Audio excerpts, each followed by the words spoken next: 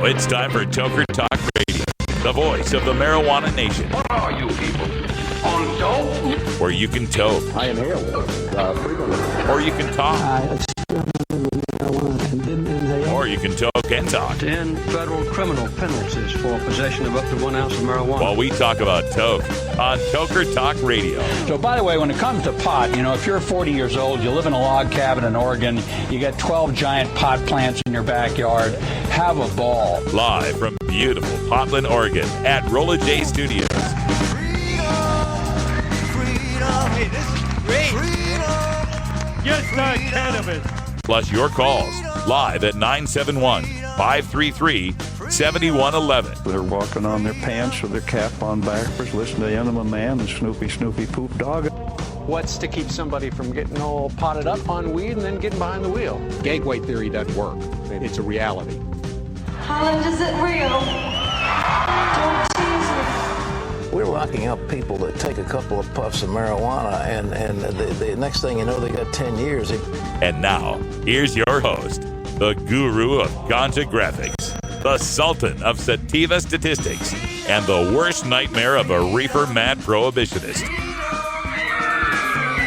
A polite, perspicacious, productive pothead with a propensity for PowerPoint. Radical Russ Belville.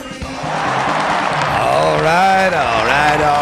Welcome, everybody, to our final live show of 2016. It's time for Toker Talk Radio, and good riddance to this horrible, no good, terribly bad year in so many ways, except marijuana. Really, think about all of the stories in the news, that you can think of that happened in 2016 that were just awful. And then the marijuana stories are all good. We got a ton of really good studies that came out. We're going to talk about some of those coming up later up in the hour in a piece from Paul Armentano, NORML's deputy director, out on alternet.org. And we'll cover that. It's his top 10 science stories, which are a great list, which is just great news to end our 2016 on.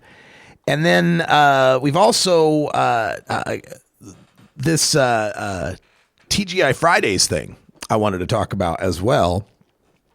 And it's, I wrote up this story on how the TGI Fridays in Maryland had posted this sign that said they wouldn't seat or serve customers who have a strong marijuana odor.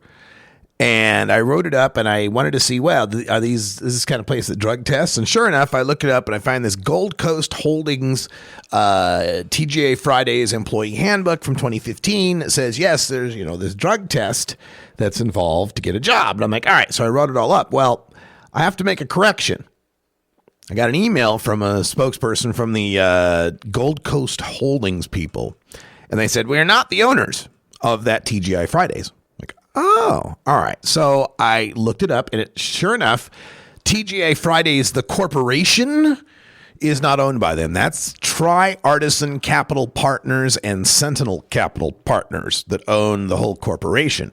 Now, this Gold Coast Holdings, they're a franchisee. They own and operate like 82 of them. 82 of these TGR Fridays in Florida, New York, Massachusetts, New Hampshire, Connecticut, Rhode Island, New Jersey, and Pennsylvania. Not Maryland. So I retract that part of the article that the Gold Coast, to imply that the Gold Coast was the owner of the TGI Fridays in question. Now, whether or not you have to offer up a cup of your piss to get a job there, no, that's not in dispute. We're not retracting that. That's absolutely in your employee handbook. Further research finds that it's Jackmont Hospitality, I believe, that operates the TGA Fridays in Maryland. Can't confirm if this is the exact location in question, but turns out Jackmont, and what a name, right? Jackmont Hospitality. Turns out they require a cup of piss from you as well to determine if you're qualified to serve the, I don't know, what is it, chicken fingers? What do they serve at these damn things? Anyway, so there's your correction. I want to make sure that the record was absolutely clear on that one. Also, sad news in our 2016 local here in Oregon, James Bowman, who's a licensed grower in our Oregon marijuana program, recreational grower in Southern Oregon, Jackson County. He's been in the headlines before for various reasons, and I've actually kind of gone rounds with him, but as is wont to happen here with many people, but he's a licensed grower and he got beaten and robbed. A lot of his crop was stolen, right? And of course, that's terrible. That's awful. Condemn that, absolutely. But the story here isn't that a pot grower got beaten and robbed. That happens all the time. It's that when you call the cops, they go after the thieves and the assaulters and not the pot grower. Stay tuned. We're back right after this.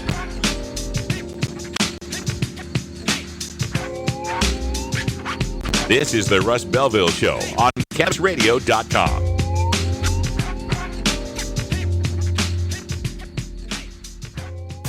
Every strain, every sale, every medical study.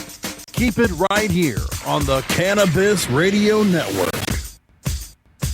Great websites today need expert web design and development and need to be e-commerce ready and mobile friendly. But building a marketable and profitable website can be an uphill climb. Ready to make your new website or replace your existing website? Think Orange as the new way to get in the black. Orange Hill Development works with Fortune 500 companies and offer the same top quality development service at a fraction of what other providers charge. Brands like Absolute, Carlsberg, and Nestea trust Orange Hill Development. Find out why you should trust your website with Orange Hill. Contact Orange Hill for a consultation today at orangehilldevelopment.com. Doc Rob, the concierge for better living.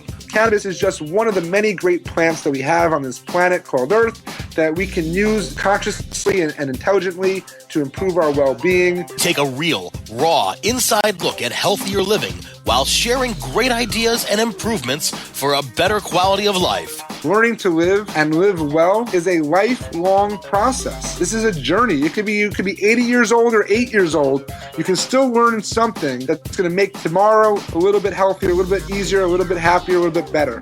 The concierge for better living with Doc Rob. Only on CannabisRadio.com. This is the Russ Belville Show on CannabisRadio.com. Hey everybody, it's Radical Russ here from 420 Radio, inviting you to be like me and get your ink done at Lucky Horseshoe Tattoo, Fort Worth's most female-friendly, clean, sterile, awesome tattoo shop. Thomas and his crew are true artists who can design you a custom piece or use a design you bring in. Lucky Horseshoe Tattoo also offers all styles of tattooing as well as piercings and all-around fun. In the DFW area, stop by Lucky Horseshoe Tattoo and tell them Radical Russ sent you. Trust me, it'll feel awesome. Promoting the end of adult cannabis prohibition is easy because we have facts, science, reason, compassion, evidence, truth, and logic on our side. It's even easier when researchers catalog it all for us. Learn how to gather the facts on marijuana use, arrests, seizures, rehabs, drug tests, and more on this edition of Drug War Data Mining. Well, today in the Drug War Data Mines, we're going to take a deeper look at something we talked about on a previous program, and that is that prohibition pot prices aren't deterring teen marijuana use. The Washington Post is the latest media outlet to report on this UC Davis study. It's claiming that in Washington State, 8th and 10th graders have been influenced by marijuana legalization there. That because they legalized, it reduced their perceptions of marijuana's harms. You know, not that we're like finally telling the truth now. Marijuana is going to cause radiation damage. Yeah, of course their harm perception went down. And it's leading them to smoke more. Right. That's what's going on according to this UC Davis study. Now, Christopher Ingraham does his usual stellar job framing this study as an outlier compared to the numerous reports of legalization causing no increase in teen marijuana use nationally or in Colorado.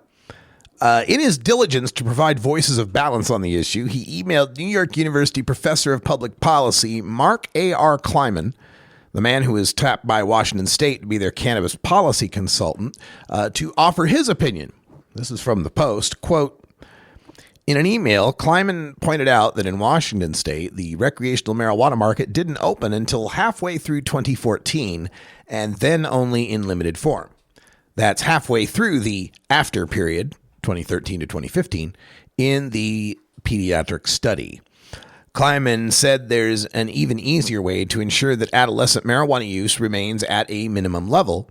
Make sure marijuana doesn't become too cheap. Quote, there's reason to think that adolescents are more price sensitive than adults with respect to cannabis use, he said. So I'd advise states that legalize to do what they can to keep prices from falling, end quote. All right, that's the end of the Post, and I would just like to know, what would that reason be? What reason is there to believe this? The extensive research, reports from the teens themselves? Are we just guessing?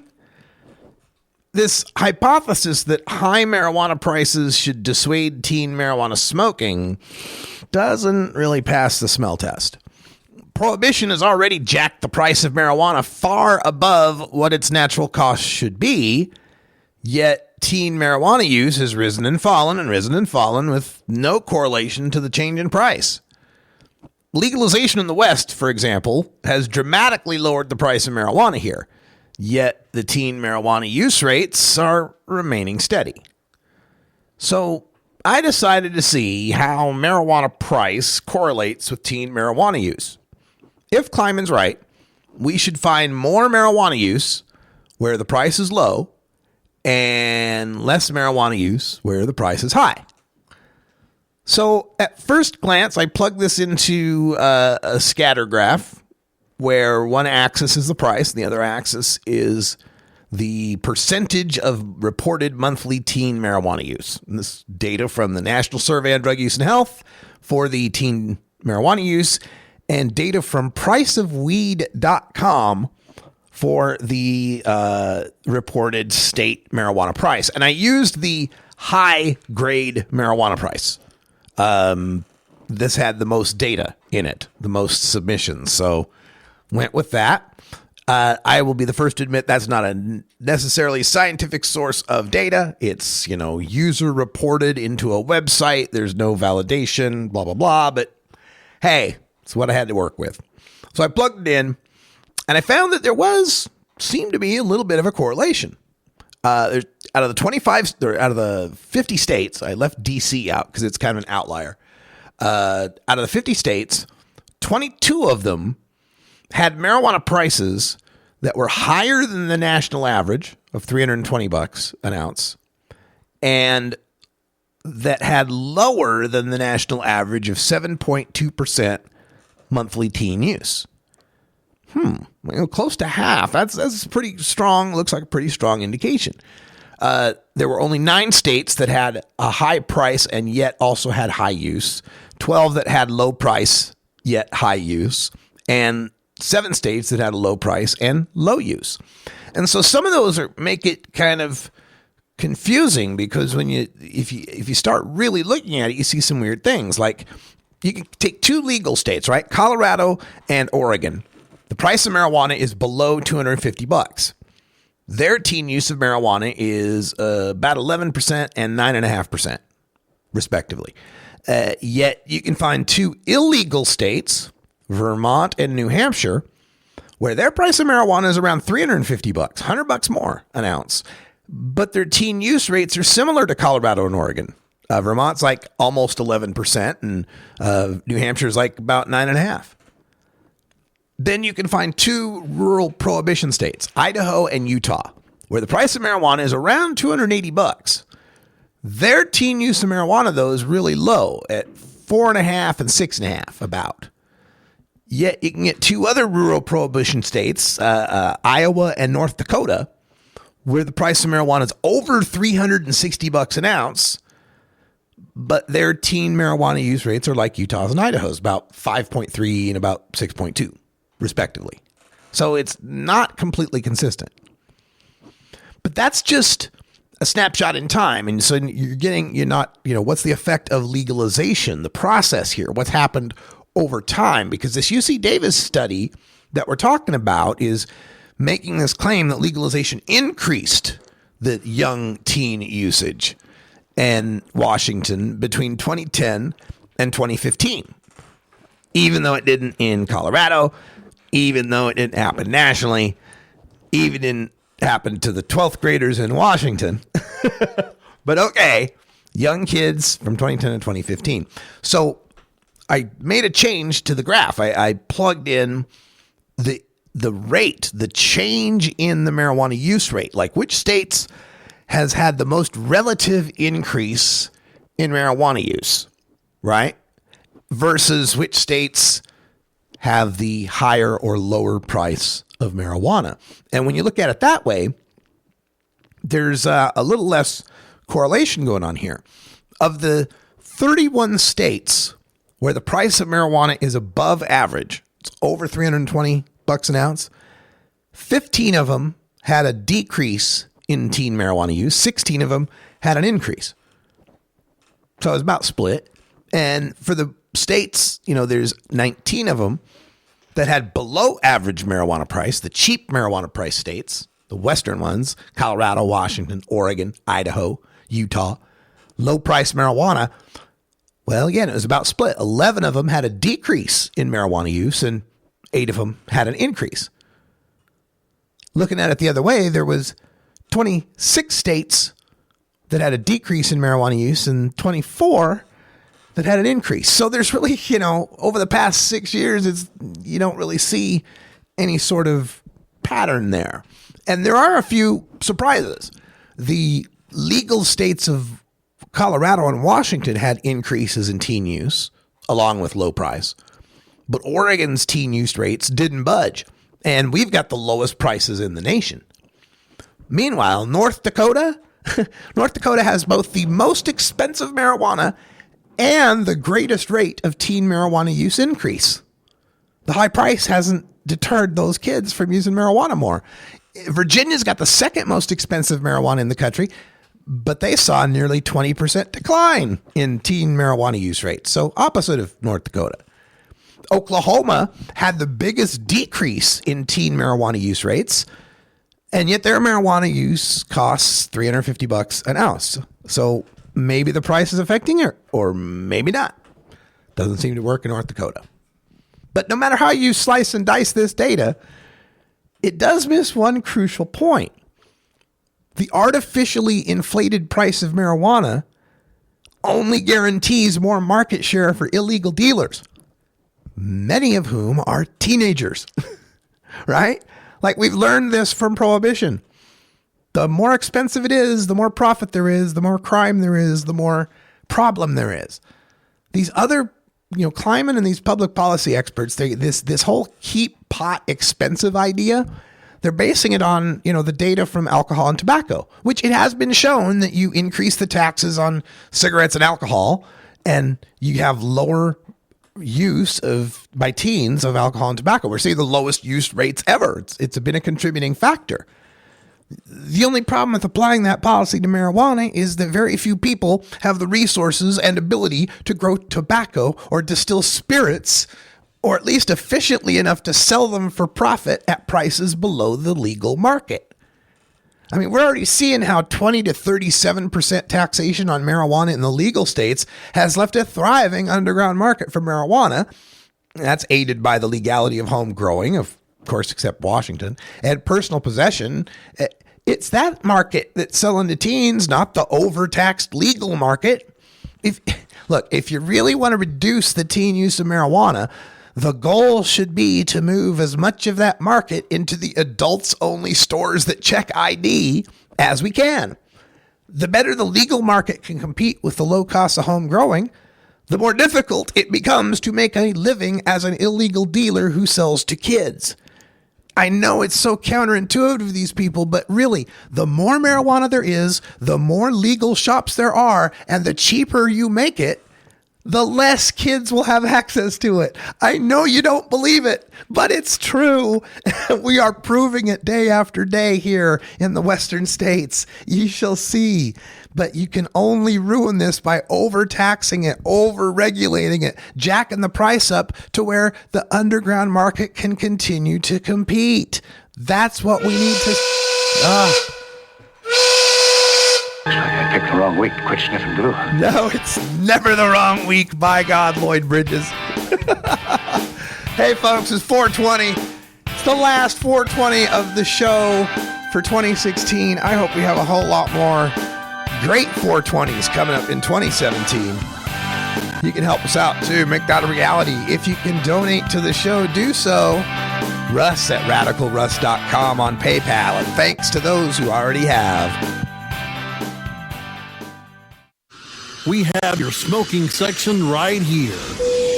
This is the Cannabis Radio Network. The National Cannabis Industry Association presents the Seed to Sale Show, January 31st and February 1st at the Colorado Convention Center in Denver. Register now at www.seedtosaleshow.com or 888-409-4418. The NCIA Seed to Sale Show, the largest cannabis business event to be held in Denver, will host over 2,000 cannabis professionals and focus on innovations and technology in cultivation, infused products and extraction, and sales strategies. The show will recognize the best in the industry with the Cannovation and Cannatech Awards. Register before January 6th for $100 savings at seedtosaleshow.com. Use the code RADIO15 for an additional 15% off. Plan your experience now for the NCIA Seed to Sale Show, January 31st and February 1st. Seedtosaleshow.com or 888-409-4418. This is Cannabis Facts from Robert Platshorn's thesilvertour.org, supported by our donors and Hemp Inc., poised to lead America's hemp revolution at hempinc.com. In 1937, the second most prescribed medicine, marijuana, was banned.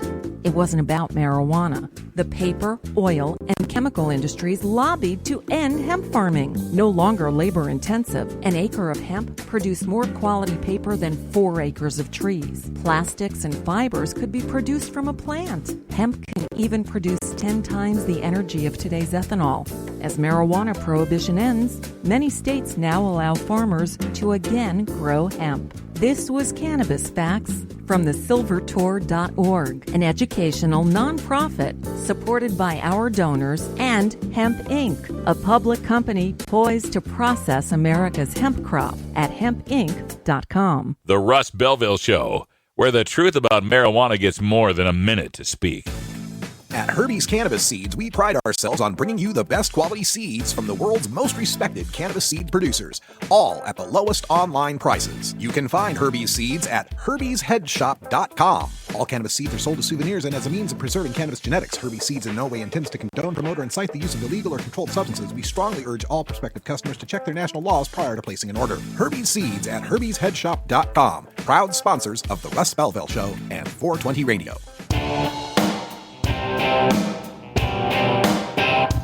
We must wage what I have called total war against public enemy number one. I support a change in law to end federal criminal penalties for possession of up to 1 ounce of marijuana.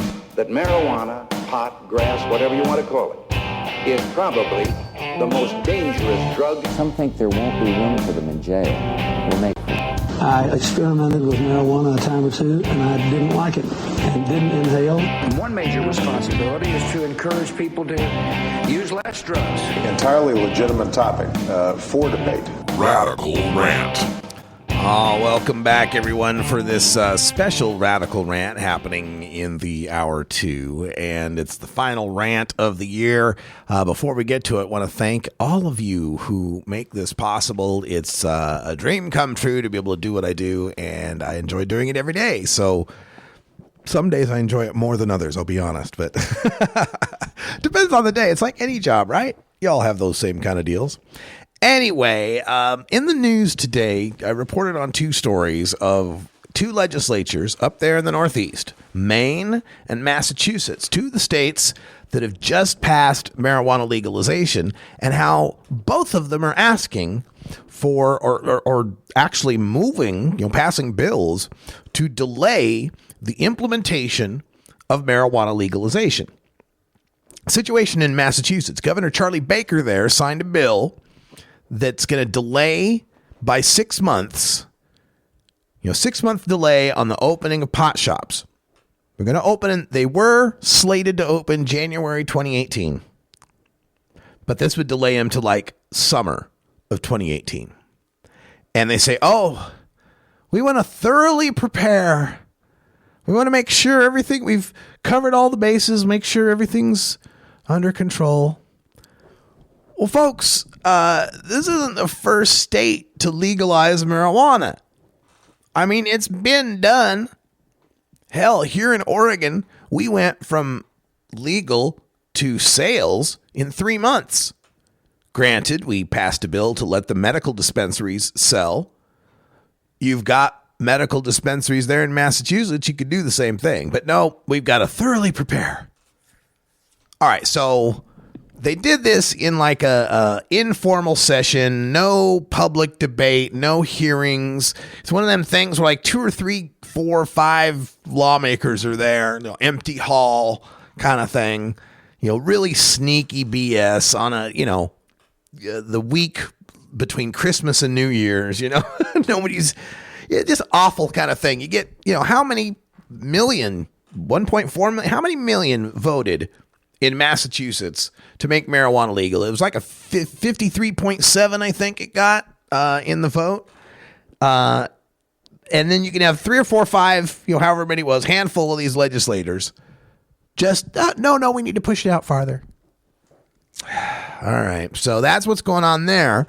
In Maine, you got the no on question, was it 4 out there? No, question 1 in Maine, question 4 in Massachusetts.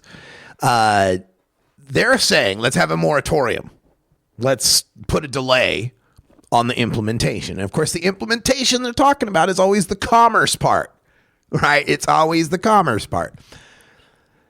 So they approved legalization. It was a close one. This one's like 50 point something, 50.2%, really low, like within 4,000 votes. They passed it in Maine. These opponents have been dragging out this recount, costing the state money. And then they dropped that finally when it was clear statistically they weren't going to get anywhere. So this group, they're called Mainers Protecting Our Youth and Communities. Oh, yes. We've got to protect our youth and communities by stopping the opening of adults-only stores that check IDs that sell only to adults cannabis. Let's make sure they don't open. Meanwhile, it becomes legal for adults to grow and consume cannabis and possess it, but they'll have nowhere to buy it. So they will go to the underground market sources to get it. And that's how we're going to protect our youth and communities, by creating an entirely new legal class of consumers and protect the couriers of the illegal contraband, or the legal marijuana, but not legal to sell. Wink. They just don't get it, do they? They don't understand. Maine has legalized 2.5 ounces. We're not talking the rest of the country where this is a 1 ounce thing. Maine just voted for the legalization of 2.5 ounces and the cultivation of 6 mature plants, 12 immature plants, and unlimited seedlings. So you don't want to have a legal place for people to buy weed, huh? And yet everybody can grow those huge amounts. Oh, man. It's the same plea I made to the Eastern Oregon legislators. All you do when you stop the opening of the pot shops, especially once you've got possession and home cultivation legalization, is just hand the most wonderful gift to the local pot dealers and the illicit pot growers. Oh, thank you. Thank you for a bunch of legal customers and legalizing my couriers. That's awesome. Could you please keep the pot shops from opening and competing with us? That would be great.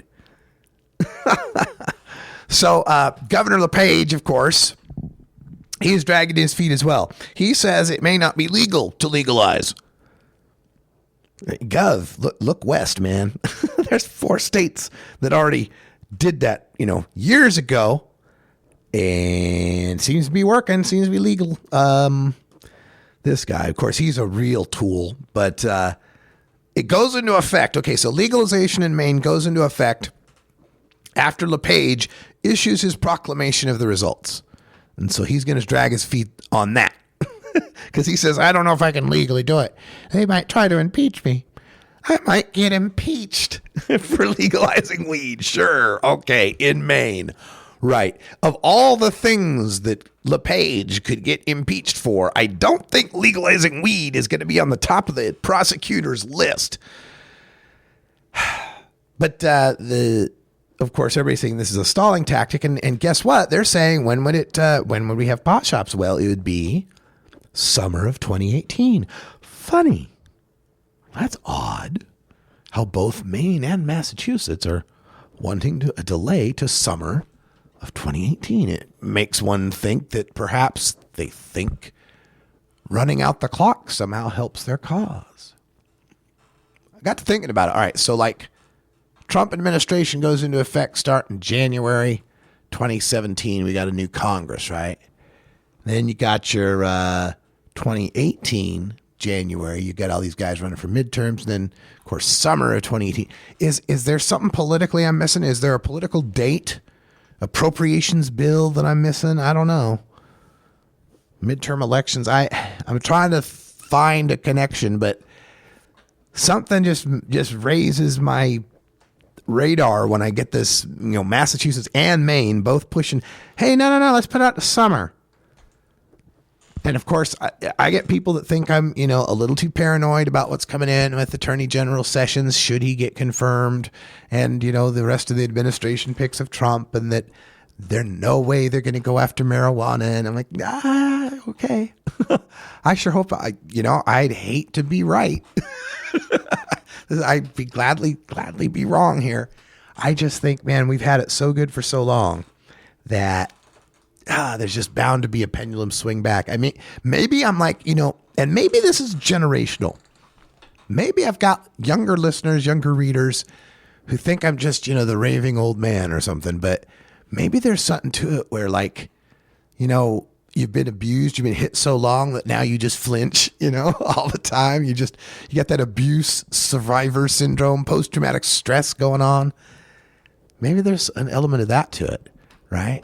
Where, those of us who grew up in the 80s, man, we can remember some bad stories about, getting caught with weed and people that, had to do time for it. And people that, came up in the 90s and the early years of medical marijuana and the raids that happened back then. And I hope we're past that. A lot of people, will bring up that we're at a tipping point. We've reached a tipping point that now it's legalized in California. We're past the tipping point. It's billion-dollar industries.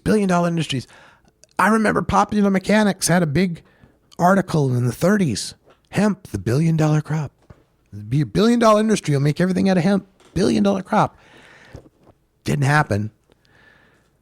The opposite happened. And maybe that's it. Maybe I'm too much a student of history.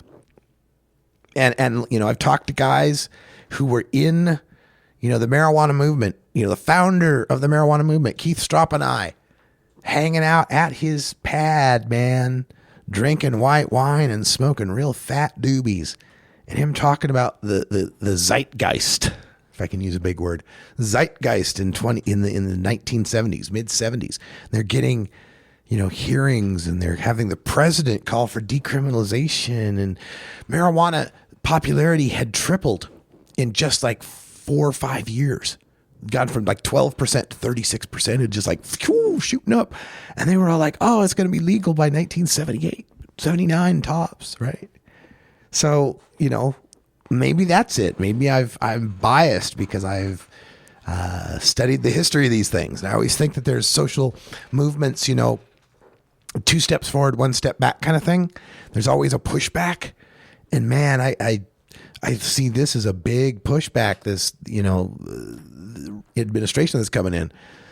Trump and the Congress and the cabinet he's selecting and who's going to have appointed. And now on the list of the big problems that will be out there, new nuclear arms race, global climate change. I admit the marijuana issue may be of less severity.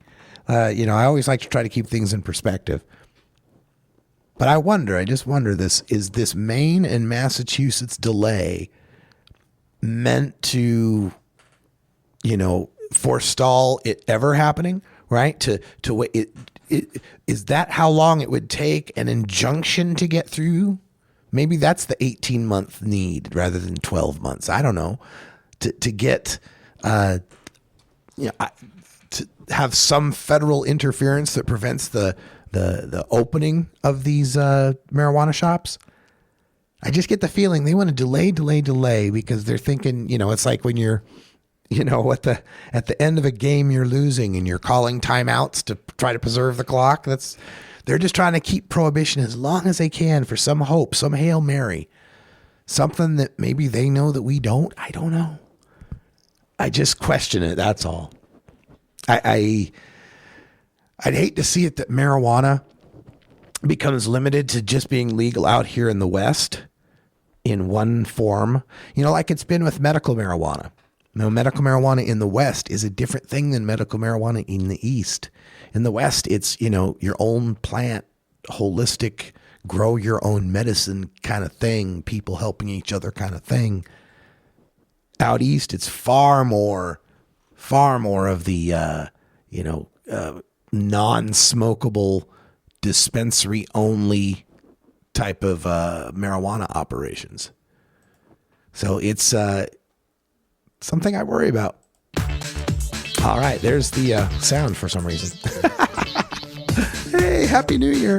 This is the Russ Belville Show on CannabisRadio.com.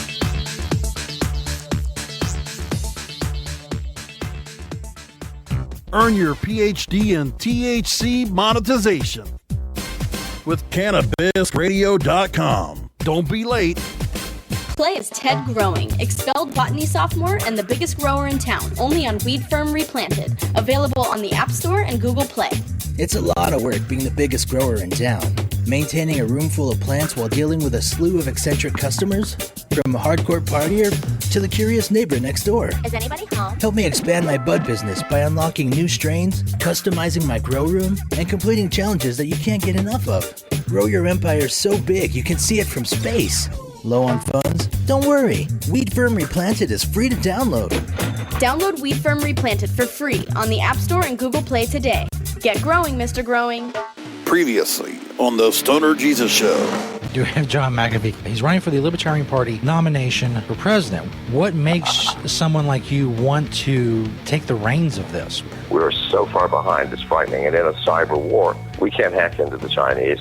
Back in 1979, they started building cyber defense systems. We didn't even think about it until 20 years ago. I see no candidates and certainly no one within government capable of dealing with this issue. The Stoner Jesus Show, live Mondays, Wednesdays, and Fridays at 8 p.m. Eastern, 5 p.m. Pacific. Or find the Stoner Jesus Show podcast on demand at CannabisRadio.com and StonerJesus.net. Peace, bitches.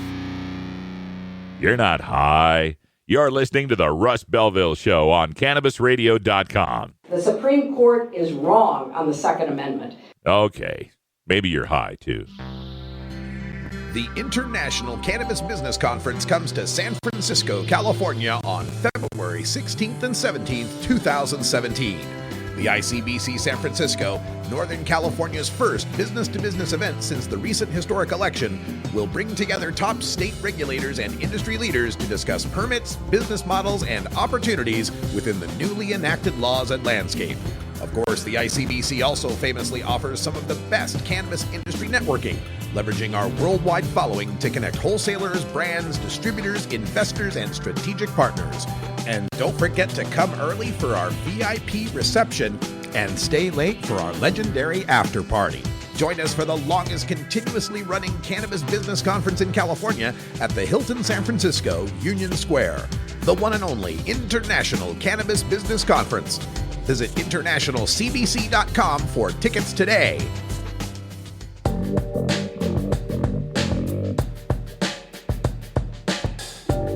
warning. Hits taken on this show are larger than they appear. Do not try this at home. These people are professionals. Or at least they pay me to say that. This is Dan Michaels from danmichaelsaudio.com, and you're listening to Radical Russ on CannabisRadio.com. All right, welcome back, everybody. Closing out 2016 here on CannabisRadio.com. It's been a hell of a year in marijuana, I tell you. Being able to legalize in 4 more states and go 4 for 5 on legalization. We missed out on Arizona. We'll get you Arizona. And then 4 for 4 on medical marijuana. That was a fantastic thing as well. It almost makes the rest of the election. No, it doesn't. It's just, oh my God. But, we got to look at the bright side. And at least in marijuana, it was a banner year. It was a great year. It was a nice little oasis, little island of goodness here in 2016. And we had some great studies and great stories that came out in 2016. We've covered some of them this week. And I want to close out this year with some writing from Paul Armentano out at alternate.org, something he published yesterday entitled 10 Scientific Studies from 2016 Showing Marijuana is Safe and Effective. All right, so we have the disclaimer.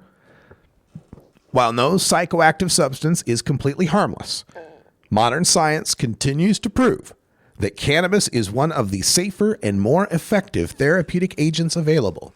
Here's a look back at some of the most significant marijuana-centric studies published over the past year. Number 1. Pot use doesn't adversely impact IQ. The cumulative use of cannabis by adolescents has no ill effect on intelligence, according to longitudinal data published in January in the Proceedings of the National Academy of Sciences. Investigators evaluated intellectual performance in 2 longitudinal cohorts of adolescent twins. Participants were assessed for intelligence at ages 9 to 12 prior to any marijuana exposure, and again at ages 17 to 20. They concluded, quote, "In the largest longitudinal examination of marijuana use and IQ change, we find little evidence to suggest that adolescent marijuana use has a direct effect on intellectual decline." End quote. Number 2. Cannabis consumption is correlated with lower BMI. Those who use marijuana on average possess a lower body mass index, or BMI, than those who abstain from the herb. So reported researchers at the University of Miami this past July in the Journal of Mental Health Policy and Economics. Investigators assessed the relationships between marijuana use and body mass index over time in a nationally representative sampling of American adolescents. They concluded, quote, "Daily female marijuana users have a BMI that is approximately 3.1% lower than that of non-users, whereas daily male users have a BMI that is approximately 2.7% lower than that of non-users." End quote. Lower BMI is associated with less risk of heart disease and other potential adverse health issues. Number 3. Fewer traffic fatalities occur in medical cannabis states. The passage of medical marijuana legalization is associated with reduced traffic fatalities among younger drivers, according to data published this month in the American Journal of Public Health. Investigators from Columbia University assessed the relationship between medical cannabis access and motor vehicle accidents over a nearly 3-decade period, 1985 to 2014. They reported, quote, "On average, medical marijuana law states had lower traffic fatality rates than non-medical marijuana law states. Medical marijuana laws are associated with reductions in traffic fatalities, particularly pronounced among those aged 25 to 44 years. It is possible that this is related to lower alcohol-impaired driving behavior in medical marijuana law states." End quote. Number 4. Pot patients spend less on prescription drugs. Patients who reside in states where medical cannabis is legal spend less money overall on conventional medications. So determined University of Georgia scientists in July. Researchers assessed the relationship between medical marijuana legalization laws and physicians' prescribing patterns in 17 states over a 3-year period, 2010 to 2013. Specifically, researchers assessed patients' consumption of and spending on prescription drugs approved under Medicare Part D in 9 domains: anxiety, depression, glaucoma, nausea, pain, psychosis, seizures, sleep disorders, and spasticity. Authors reported that prescription drug use fell significantly in 7 of the 9 domains assessed, and they estimated that nationwide legalization would result in a savings of more than $468 million in annual drug spending. Number 5. Pot users are no more likely than abstainers to access healthcare services. Cannabis consumers are not a drain on the healthcare system. Researchers at the University of Wisconsin assessed the relationship between marijuana use and healthcare utilization in a nationally representative sample of U.S. adults aged 18 to 59 years old. Their findings appeared in October in the European Journal of Internal Medicine. They determined that pot users, including habitual consumers, were no more likely than non-users to admitted to the hospital or to access outpatient health care services. Researchers concluded, quote, "Contrary to popular belief, marijuana use is not associated with increased healthcare utilization, and there is also no association between healthcare utilization and frequency of marijuana use," end quote. Number 6. Marijuana use history associated with better in-hospital survival rates. Patients who test positive for cannabis are less likely to die while hospitalized, according to data published online in November in the journal Cancer Medicine. A team of researchers from the University of North Colorado, Colorado State University, and the University of Alabama assessed the relationship between marijuana use and health outcomes among a nationwide sample of 3.9 million hospitalized patients. Researchers reported a correlation between a patient's history of cannabis use and survival rates, particularly among those admitted for cancer treatment. They concluded, quote, "Odds of in-hospital mortality were significantly reduced among marijuana users compared with non-users in all hospitalized patients as well as cancer patients," end quote. Number 7. More seniors are turning to cannabis. More seniors are becoming stoners. According to population data published in November in the journal Addiction, marijuana use by those aged 50 and older has spiked significantly since 2006. Specifically, authors reported that the prevalence of past year cannabis has risen approximately 60% for those aged 50 to 64 and increased 250% for those over 65 years of age. It's understandable why. Older Americans are well aware of the multitude of severe side effects often associated with conventional medication, whereas cannabis is recognized to possess no risk of fatal overdose and is associated with far fewer significant adverse events. Number 8. Maternal marijuana use risks likely have been overstated. The moderate use of cannabis during pregnancy is not an independent risk factor for adverse neonatal outcomes, such as low birth weight, according to a literature review published in October in the journal Obstetrics and Gynecology. Investigators at the Washington University School of Medicine in St. Louis reviewed outcomes from more than 24 relevant case control studies published between 1982 and 2015. They reported that the maternal use of tobacco, not marijuana, is likely responsible for adverse events such as preterm births or children born at a weight below normal for their gestational age. The data do not imply that marijuana use during pregnancy should be encouraged or condoned.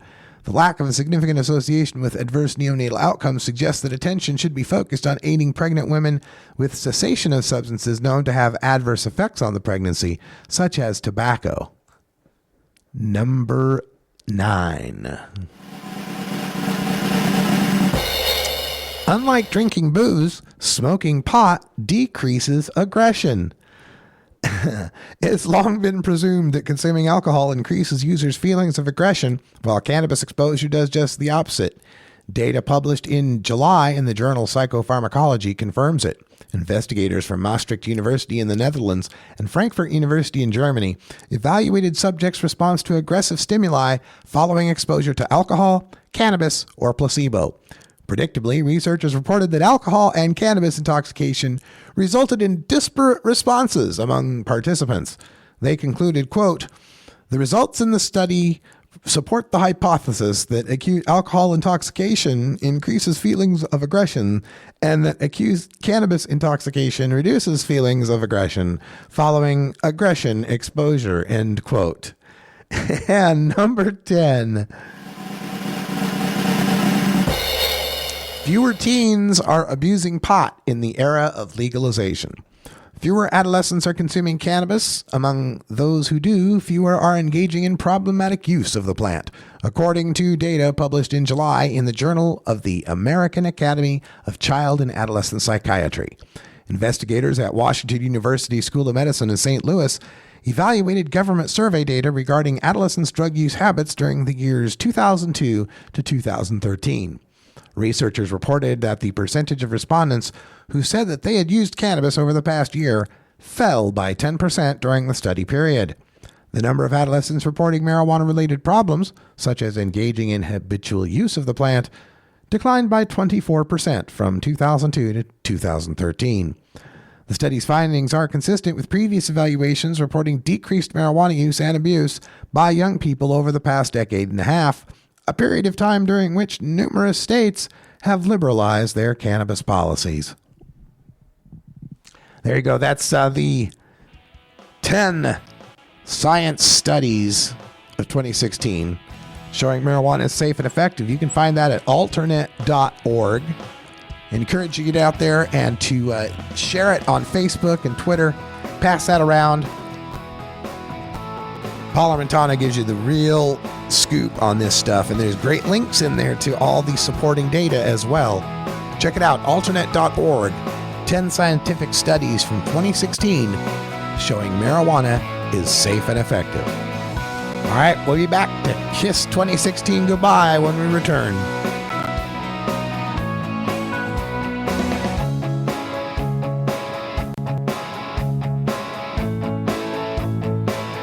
This is the Russ Belville Show on CannabisRadio.com.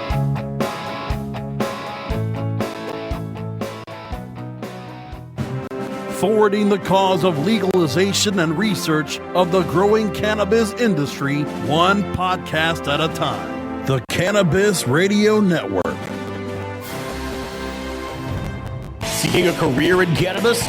Ready to become the next great bud tender? Increase your knowledge, skills, and hireability with a Trichome certification today. Trichome Institute is the only cannabis education company in the world with courses that include textbooks, workbooks, an expert-approved and government-certified curriculum. Trichome now offers these courses online. Take the courses at your own pace with 24/7 live human support from anywhere in the world. These courses are perfect for physicians, pharmacists, MMJ parents or patients, adult use customers, and most of all, aspiring bud tenders. The course includes full access to the cannabis industry's largest job board and even includes resume building help. Register for online courses with the cannabis industry's educational leader in science, education, and training. Visit TrichomeInstitute.com today. It's time for Cannabis Facts about teen drug use from Robert Platshorn's thesilvertour.org. This message is supported by our donors and Hemp Inc., a public company poised to lead America's hemp revolution at hempinc.com. A recent survey by the U.S. Centers for Disease Control indicates that in states that have legalized medical marijuana, the rate of marijuana consumption among high school students has not increased. In fact, in legal states like Colorado, teen use has actually decreased significantly. It's simply no longer a big deal for teenagers in legal states. This was Cannabis Facts from thesilvertour.org, an educational nonprofit supported by our donors and Hemp Inc., a public company poised to lead America's hemp revolution at hempinc.com. Marijuana is not addictive, but listening to the Russ Belville Show is. The Russ Belville Show is proudly sponsored by the Marijuana Business Association. The MJBA, called by NBC News the Cannabis Chamber of Commerce, is the fastest growing business association in the fastest growing industry in America. I've been working with the MJBA for years, and I personally invite you to join the MJBA. MJBA also publishes the popular MJ Headline News on Facebook and the MJNewsNetwork.com and Marijuana Channel 1 on YouTube. Visit mjba.net for more details.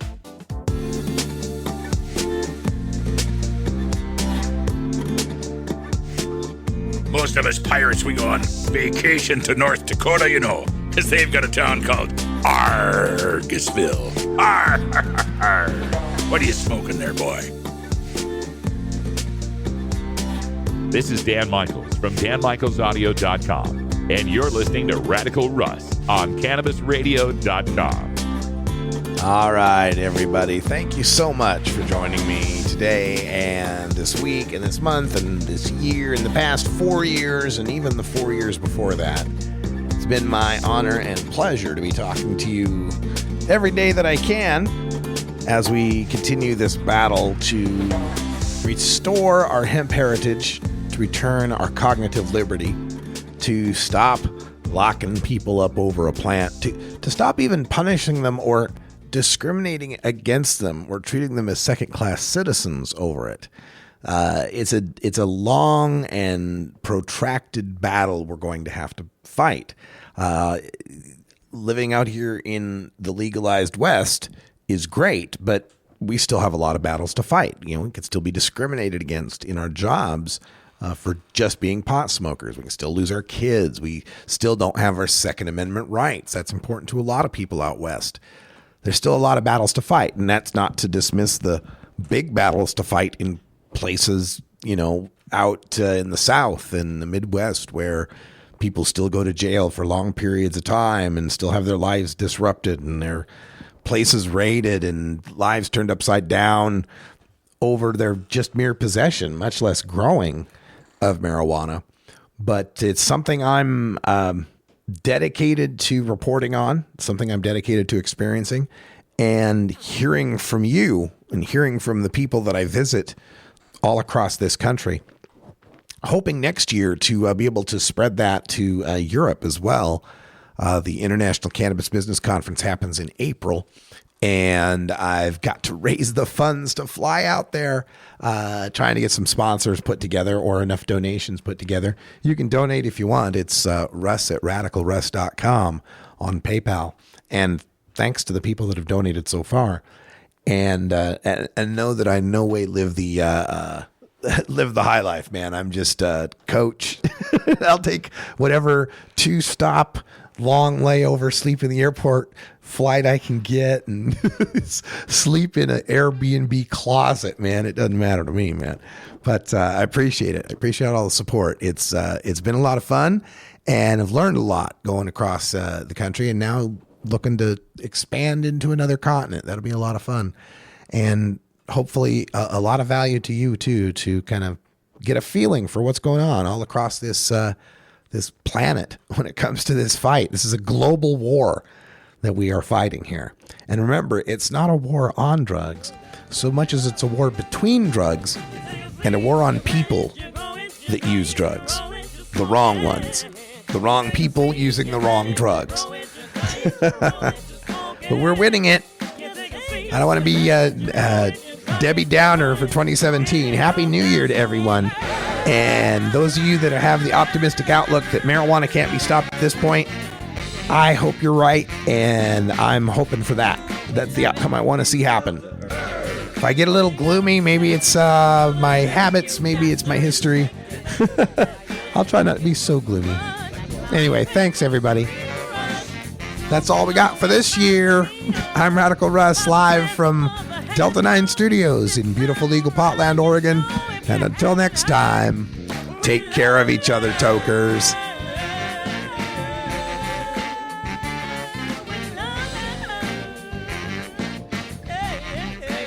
This is the Russ Belville Show. The Russ Belville Show is blogging and podcasting daily at radicalruss.com. grow it, you dry it, you roll it, you smoke it.